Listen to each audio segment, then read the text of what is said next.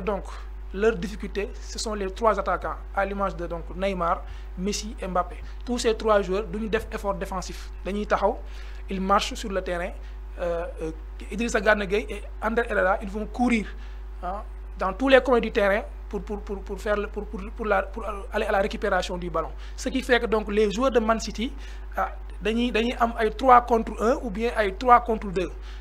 Par exemple, quand Sterling buy fixé ci Hakim ci ki nga xam ne moom mooy le défenseur marocain, da ngay gis Idrissa Gana Gueye day ñëw pour jàppale ko sur Hakimi.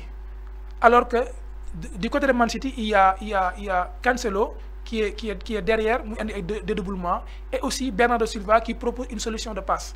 Et foofu la leen City naxee parce que à tout moment dañ leen attiré ba ñëw sur le flanc de Sterling. Ensuite il balance le ballon tout à fait à droite pour retrouver Riyad Mahrez qui est libre et mu attaquer espace yi. Et Riyad Mahrez mën na dugal 2 buts en première période. Ce qui fait que donc Nuno Mendes day sonn parce que tout le temps day am 1 contre Mahrez, et on connaît bien la qualité technique de Riyad Mahrez.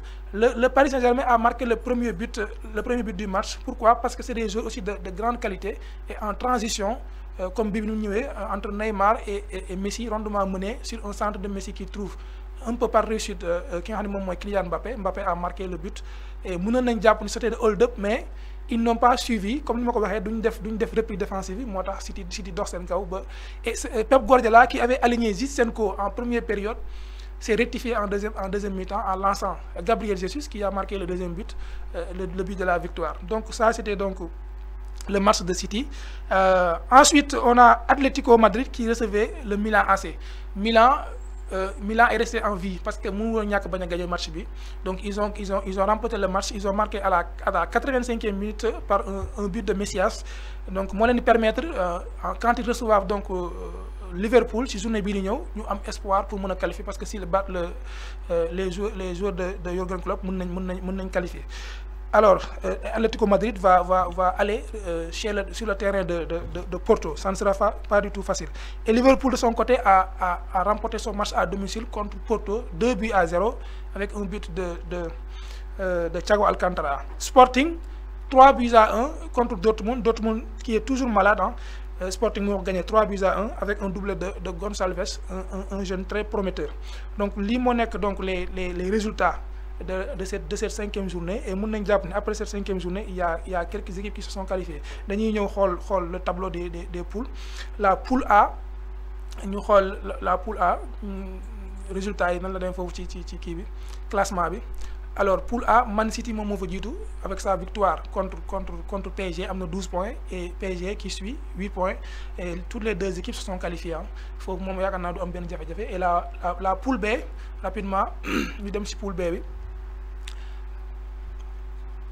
La poule B ba tey c'est la poule de Liverpool.